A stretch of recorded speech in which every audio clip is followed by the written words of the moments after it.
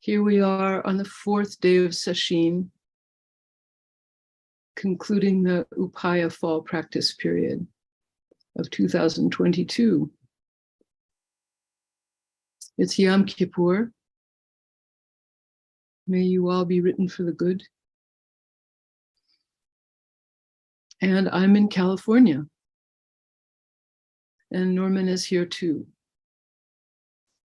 And we are stumbling towards recovering from COVID. Still a bit fatigued, and the brain fog is hard to pinpoint since it's fog, but there we are. We, as of today, are finally testing negative. So this is good. And we miss you. We miss the Upaya Zendo.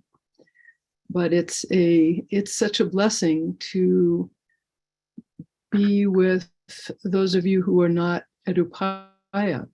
It's all over the country, all over the place, and it's very sweet to see your faces. So this practice period, we've been studying the teachings of Hongzhi, the 11th, 12th century Chinese Zen teacher of towering importance in Zen, in Soto Zen. We're using Taigen Dan Layton's book, Cultivating the Empty Field, the silent illumination of Zen Master Hongzhi. Silent illumination is what we know was more familiar to us as shikantaza, just sitting.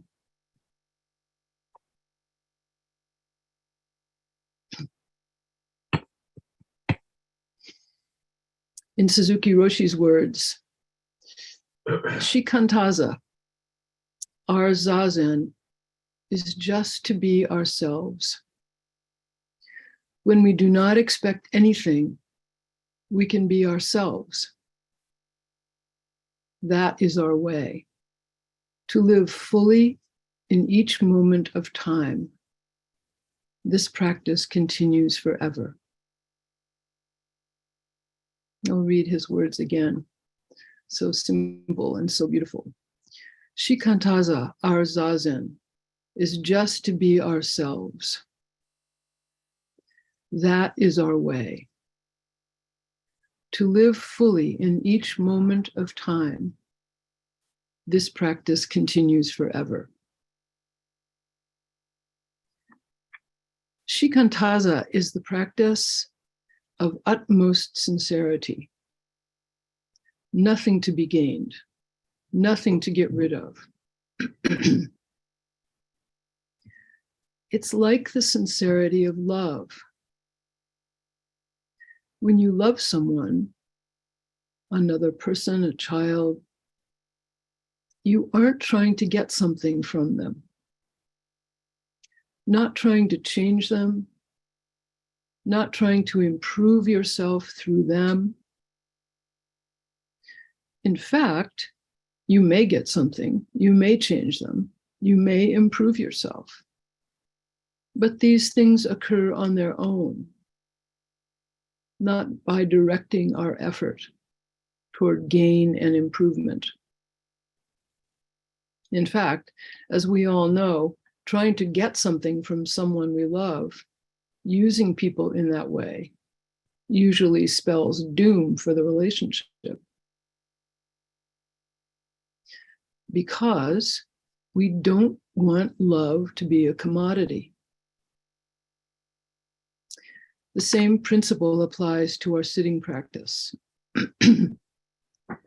If we sit with an idea of what we can attain or experience, exactly that gaining idea will block the way.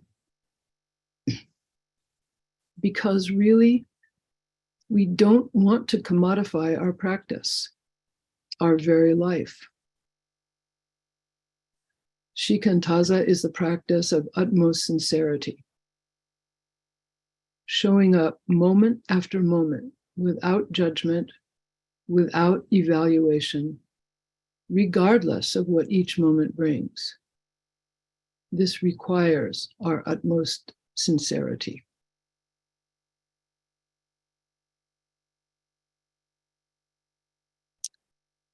In Hongzhi's talk called Forgetting About Merit is Fulfillment,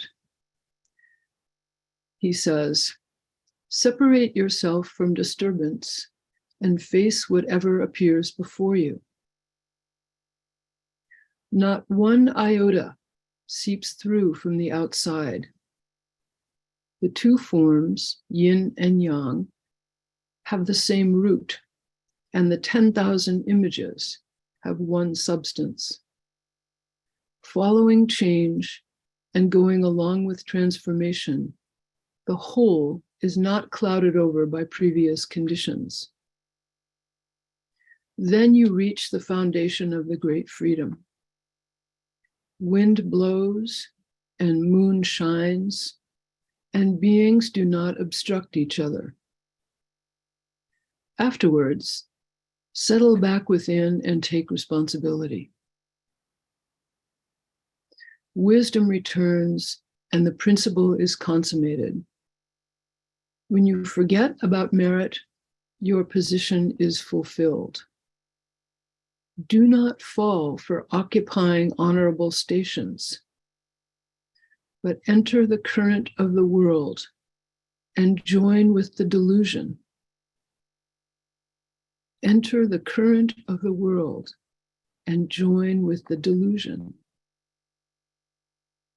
Transcendent, solitary, and glorious. Directly know that transmitting is merit, but having transmitted is not your own merit.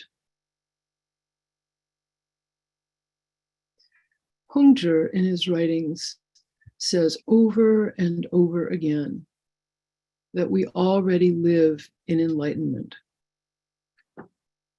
that our practice is to stop obstructing enlightenment, stop thinking we possibly could obstruct enlightenment. And this thinking that we are so powerful that we can actually obstruct enlightenment, we tend to reinforce in ourselves and each other all the time. So when he says, separate yourself from disturbance, he doesn't mean turn off the radio and close the window. I think he means separate yourself from the idea that disturbance even exists. So he says, face whatever appears before you. And he says, enter the current of the world and join with the delusion. No separation, no disturbance is possible.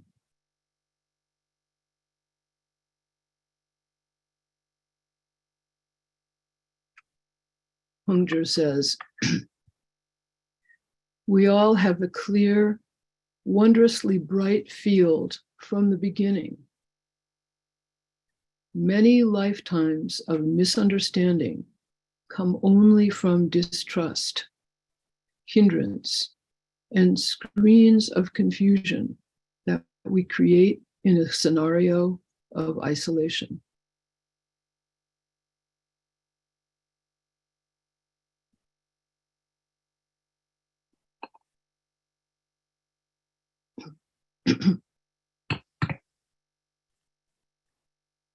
We do this practice to address our isolation, to tend our hearts, which ache from separation. And it turns out that there is nothing that needs doing, just sitting right in the middle of it, allowing that which is unnecessary to fall away. striving to change and improve, trying to learn how to meditate, looking for satisfaction, wanting to be a better person. All those aspirations cloud the waters.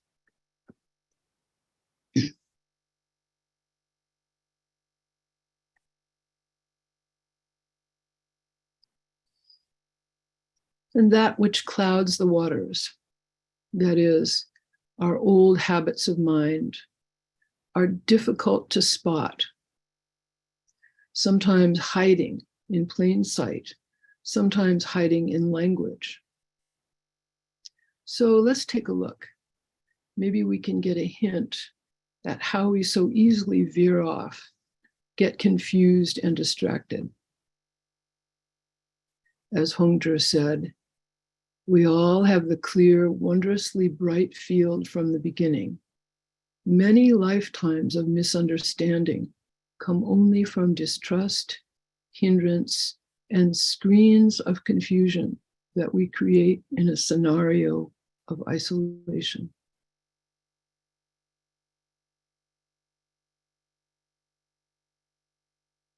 This is from the ground that sages cannot transmit. And Hongzhi says, cast off completely your head and skin. Thoroughly withdraw from distinctions of light and shadow. Where the 10,000 changes do not reach is the foundation that even 1,000 sages cannot transmit. Simply by yourself, illuminate and deeply experience it with intimate accord. Cast off completely your head and skin. Thoroughly withdraw from distinctions of light and shadow. Where the 10,000 changes do not reach is the foundation that even 1,000 sages cannot transmit. Simply by yourself, illuminate and deeply experience it with intimate accord.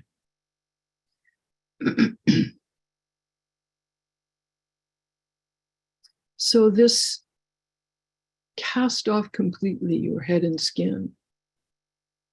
This is not a statement about head and skin. Do not attack your head and skin.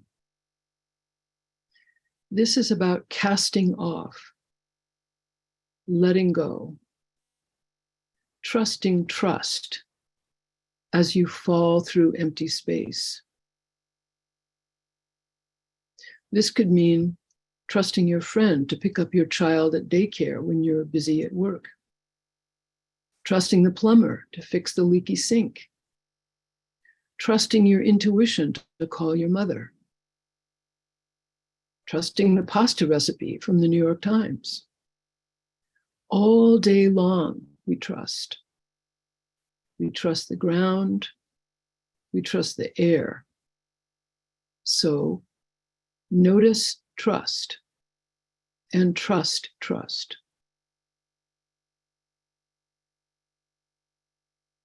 Trust letting go of repetitive thoughts, like what I'd rather be doing or where I'd rather be. Trust letting go of repetitive attitudes of mind, like judgment and self-doubt. Trust that you will be okay without them.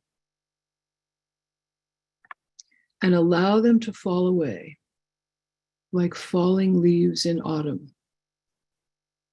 Some tumble down your back. Some get caught on your sweater, stay there for a while, and eventually fall of their own weight, especially if we don't give them more weight. I offer these thought images because that's how my mind works. And I know that it's not everyone's mode to think that way. So I hope that you will use the images if you find them helpful. And if not, just to allow them to fall away when the breeze comes up. Hongzhi says, thoroughly withdraw from distinctions of light and shadow. Again, this is not withdrawing from light and shadow. This, he's talking about withdrawing from distinctions, from categories and analysis of categories. Such activity is our default mode. We learned it in school. I know this well because I taught it in school. It's very useful to be able to think analytically. And for this, it is necessary to establish agreements on categories. This is what we do in science. But even in science, the categories are pretty much always provisional, pending additional observation and discovery. This sentence, thoroughly withdraw from distinctions of light and shadow, means to immerse ourselves in light and shadow. Refrain from mental activity of drawing distinctions. In fact, both of these sentences that I've mentioned, cast off completely your head and skin and thoroughly withdraw from distinctions of light and shadow, point to turning toward the immediate sensory moment, hovering there, refraining from the impulse to jump into narrative, intellectualize, and emotionalize after the moment. Refrain from the impulse to tack intellectual and emotional analysis to immediate sensory contact. That is our practice here. It takes some time to even spot these impulses.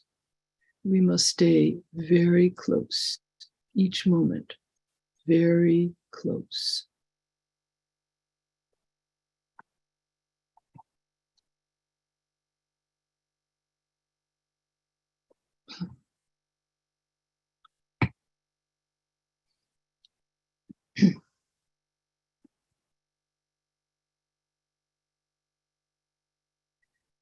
In Hongzhi's talk, face everything, let go, and attain stability.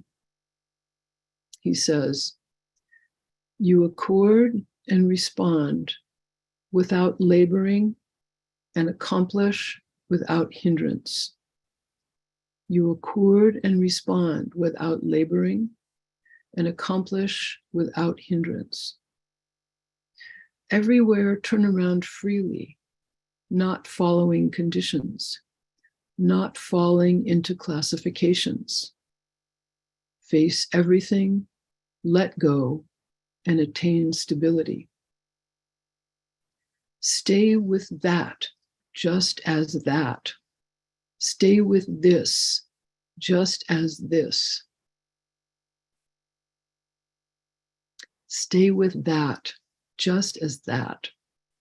Stay with this, just as this. That and this are mixed up together with no discrimination as to their places. Stay with that, just as that. No manipulation, no evaluation. Stay with this, just as this.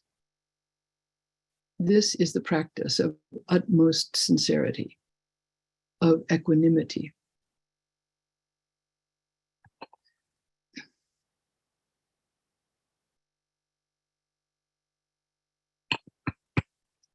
So, why are we doing this?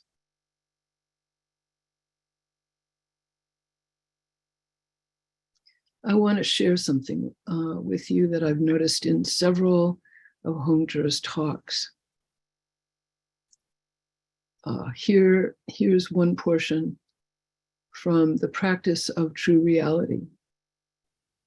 He says, This empty, wide open mind is subtly and correctly illuminating, spacious and content, without confusion from inner thoughts of grasping, effectively overcome habitual behavior and realize the self that is not possessed by emotions.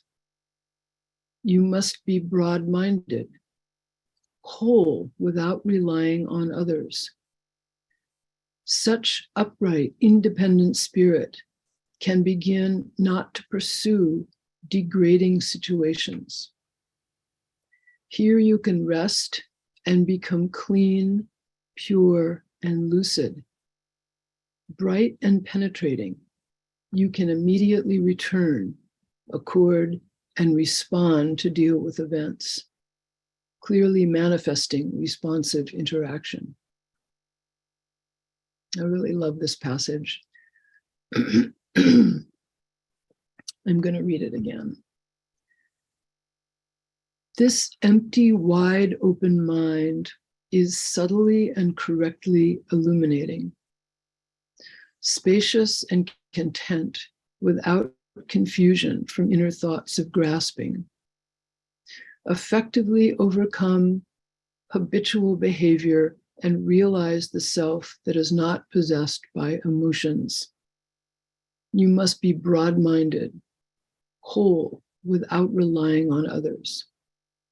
Such upright, independent spirit can begin not to pursue degrading situations. Here you can rest and become clean, pure, and lucid. Bright and penetrating, you can immediately return, accord, and respond to deal with events, clearly manifesting responsive interaction. Here is another line from Hongzhi's Forgetting About Merit is Fulfillment. He says simply, wind blows. Actually, this is a passage that I read to you at the beginning. Wind blows and moon shines, and beings do not obstruct each other. Afterwards, settle back within and take responsibility. And here's another one. This is from Return to the Source and Serve the Ancestors. These are the titles of his talks. Hongzhi says, in 100,000 samadhis, all gates are majestic, all dharmas are fulfilled. Still, you must gather them together and bring them within. To reach the time-honored, return to the source and serve the ancestors. Join together in unity, scrutinize yourself, and go on. In 100,000 samadhis, all gates are majestic, all dharmas are fulfilled. Still, you must gather them together and bring them within. To reach the time-honored, return to the source and serve the ancestors. Join together into unity, scrutinize yourself, and go on.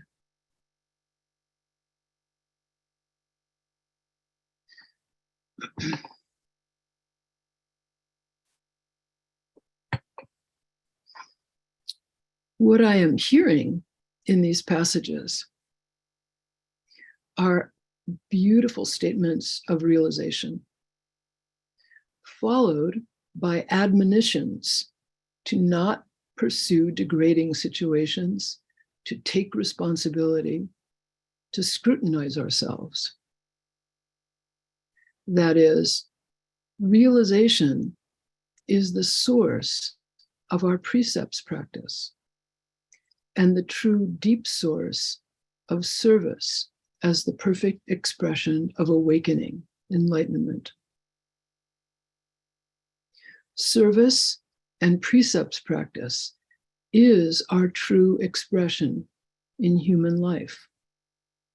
And we discover this through the work of our meditation practice, letting go of grasping, letting go of confusion,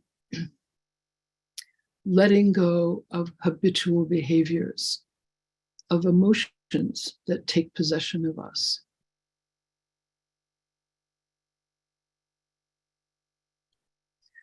Hongzhi emphasized an upright, independent spirit through which we can begin not to pursue degrading situations.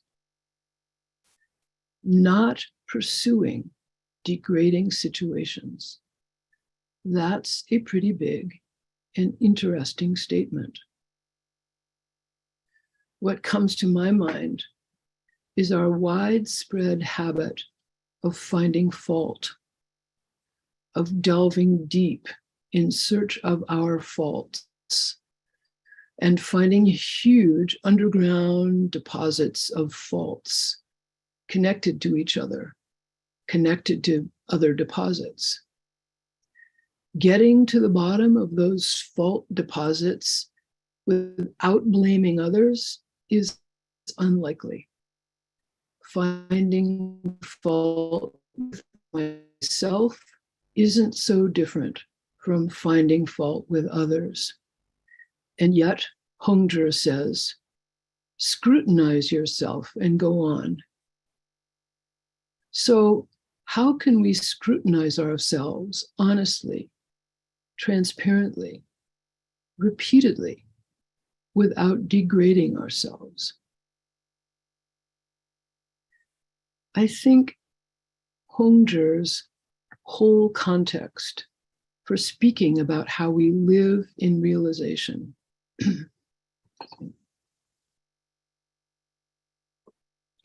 his whole context for speaking that way is to convey to us that our true nature as clean, pure, and lucid, that is our true nature. In other words, seeing ourselves and others as Buddhas, bodhisattvas, is an ethical act, an ethical practice. Seeing ourselves and others as worthy, dignified, and honorable beings allows us to scrutinize and reflect on ourselves without it being degrading or self-destructive. That's what I mean by this is an ethical act. To scrutinize myself, if I don't respect myself, if I don't perceive myself as worthy, strong, and independent, that scrutiny is likely to be harmful to myself.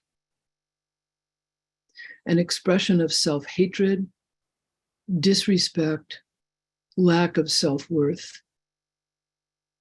These feelings then do not stop with me. They naturally spread to others. So we have a culture of self-hatred, disrespect, and a feeling of helplessness and worthlessness.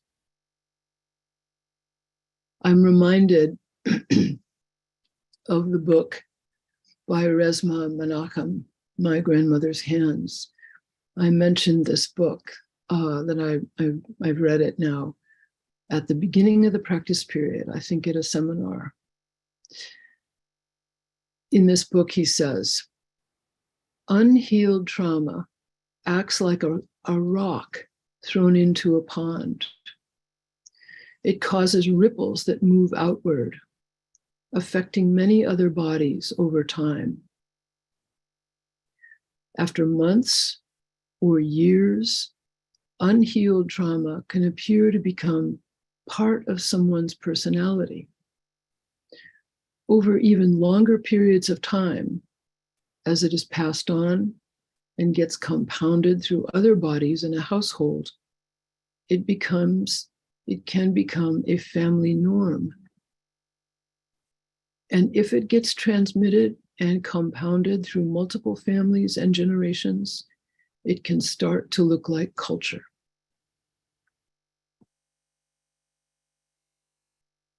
It's the end of his quote.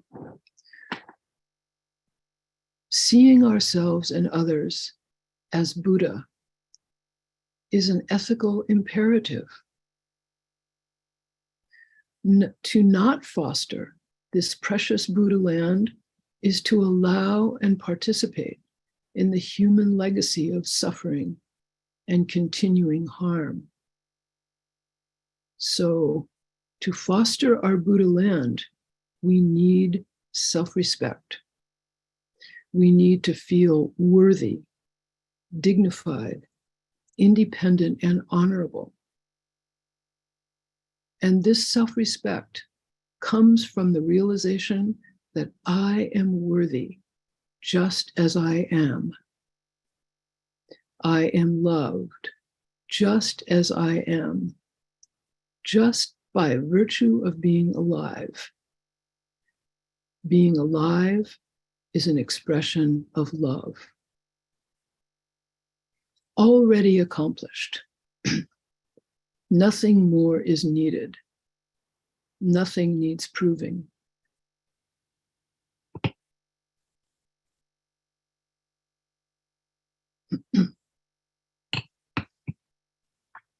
I am Buddha, and we all live together in this Buddha land of respect, love, worthiness, born of the simple realization that I am here and I am me, not a poster of me, that is, not a static conceptual self, rather a constantly changing, interacting self, returning to fully present right now, over and over again.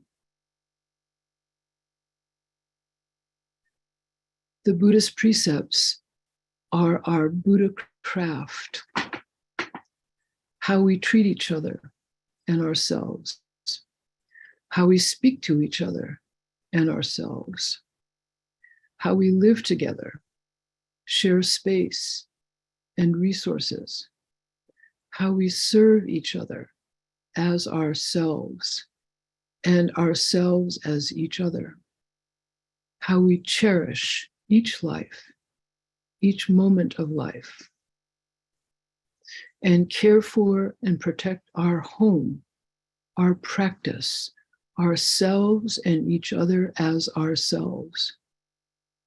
Our precepts are how we live as expression of boundless love and service. Hongzhi gives voice with such clarity and beauty, the true nature of our human lives, not separate, immediate and deep, with precepts emerging from practice realization. So this realization is already here. In Sesshin, we can bear down in our effort. As I said at the beginning, in Sesshin, we can fall apart. We can dissolve, trusting that we will recompose and emerge.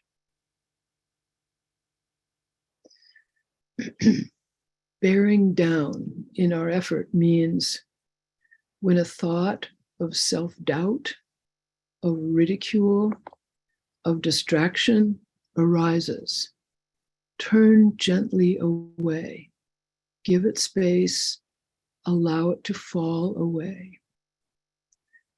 Turn awareness toward breath, deep in the belly. Do this again and again, with energy, with conviction, gently, not aggressively. It brings to mind rescuing a hummingbird.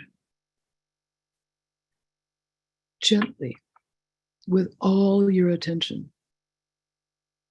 Hummingbirds fly into our kitchen. Lots of birds fly into our kitchen. That is until I figured out that I need to close the door. And I learned how to catch them. They flutter in a panic along our kitchen windowsill. So the kitchen window comes to about maybe 32 inches off the floor.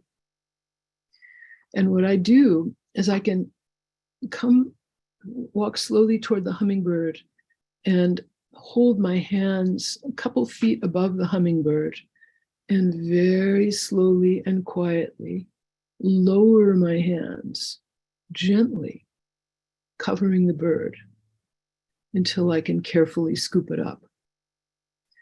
If I move my hands too fast, the bird is agitated and goes smashing around some more.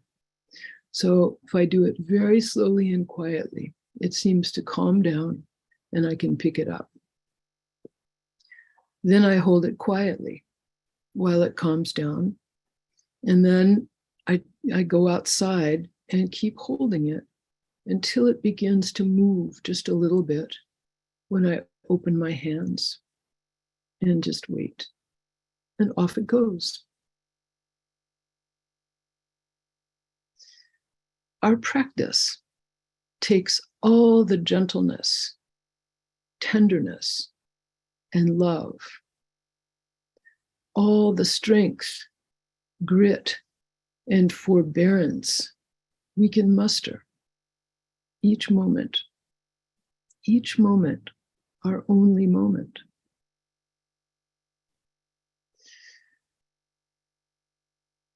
So that's what I wanted to tell you today. Thank you all for your practice, for showing up no matter what, for the gift we have all given each other, that we have found each other through practice, and that we gather in this Buddha land over and over again. I also want to say, guard and protect this precious Sesshin. Today is day 4, and we might be able to see the light at the end of the tunnel. Don't look there. Stay here. Give everything you've got to your practice each moment until the final bell rings.